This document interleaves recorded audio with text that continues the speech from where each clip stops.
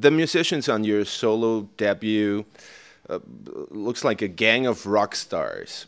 How many years now do you have to work to pay their salaries? Yeah, you are right. Unless you have friends like Dave, you can get the rock star to do it for free. Luckily, I got to say, a lot of them, I had good friends on it as well, who, we work with each other. We kind of, Dave has something, I do it, or we do that, and that's kind of nice. And then there's some other ones that there's no way they would do it for free. So, and so be it, because they are. It's just. I'm just so honored to have all of them on the CD. I mean, I don't have a house anymore, but but no, but it's an honor. I mean, so it's definitely a hell of a list. Do you remember?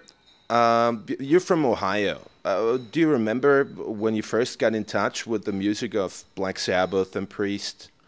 I definitely do. I mean, I was always into Kiss. Dave was talking earlier, like when it changed, you get Kiss, in the mid-70s, and you get the first Kiss record. And that was the first one I got, was probably Rock and Roll Over or something like that, or my brother got it. But, Priest all that was kind of late to me, the metal and stuff. I probably got an REO Speedwagon record. I know I got an REO Speedwagon record. Now, I still was listening to Kiss, so, but I got High Infidelity. No, this isn't a joke. My brother got Screaming for Vengeance.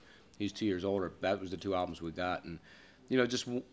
I did look at him and think, wow, that's pretty, strange looking. And then I heard Electric Eye, and my whole world changed just from that one song. I mean, I went back and I became a fanatic from that one song. So that was a song that really did it, Well, what was the first thing you did when it became reality, you're the new singer of Priest? Well, it was a funny thing, because I wasn't allowed to come home and tell anybody. I could tell my family, So I remember it was a great moment, because my parents picked me up at the airport, a friend of mine, and I gave him a 8x10 sheet of paper that had all of our autographs on it, and said "Dreams Come True." And I said, "Look, I made, look at here, I got the band's autograph," And she's like, "Yeah, maybe someday you will." And I said, "No, that's the band." So that was it was a pretty surreal moment to do that. But then I could come home and tell nobody, So they were like, "Hey, the rumors started getting out. You tried out for Judas Priest," and then it was you didn't make it, because all along I knew it. So I had the surreal moment was flying home, being delayed in London, having to spend the night, and just waiting to get home. I want to get home and tell my parents, and But it was I think probably when I walked through the door to do the first promo trip. And doing that all day was the moment that I knew, wow, this is pretty amazing. Yeah, you've worked with so many excellent musicians. Yngwie Malmsteen. How would you describe him as a musician and as a person? He's amazing player, and I get along great with him. I mean, I get along really well. He's been great tours with him. It was a blast recording the album, one of the easiest albums I've ever recorded, So it's really funny, I was, you go in there on pins and needles, but he's an amazing player, to watch him and he's fun because he doesn't take it, he takes it serious, but he has fun with it. He just picks up the guitar and then, and just starts playing whatever, country, metal, whatever it is, and he just has so much fun. He enjoys playing, and you don't get that in every band. I think we've all probably been in bands where you're with someone who just doesn't enjoy it all that much, and man, he enjoys it. It's almost too much, because it's like, can you stop playing? I mean, it's like nonstop. He plays nonstop. It's really fun. So it's great, man. And he's definitely changed guitar playing, so it's fun. You now have your own all-star touring band. How does it feel to be the boss?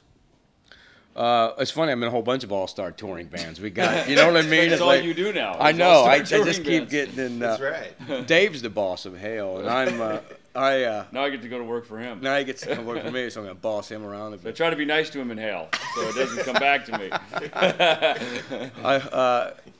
I'm not. I mean, I kind of am the boss, but I've always been one of the guys, kind of a thing, So, as long as I have my own dressing room and I have more food, more beer, and a bigger star on the wall and more parts, it's all right. But I still want to be one of the guys, No, it's I got to be honest. Here's the funny thing: I get my own solo album, and I do a solo tour. But the band on this first run consists of, you know, David, Chris Caffrey, Simon Wright, you know, so it's like so much for me being like the solo guy doing this tour. You know, the big guy, you have to have everybody on the thing and John Capri from Beyond Fear. Everybody on it is just great and well-known names, you know. So that's what's great about it. So I don't really get to feel that yet, you know. I was hoping to make this Mexican run coming up, and I would have actually felt a little bit like the Superior. Yeah, but there it goes out the window. Now I got to be with these guys. MULATSCHAG!